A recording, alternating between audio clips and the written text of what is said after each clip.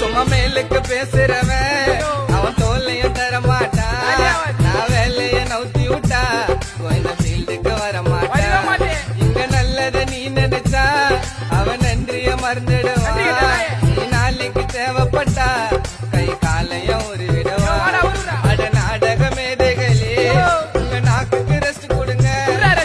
நானும் நடிக்க வந்துட்டேன், கொஞ்சம் கதைய கத்து கொடுங்க. எனக்கு கதைய கத்து கொடுங்க.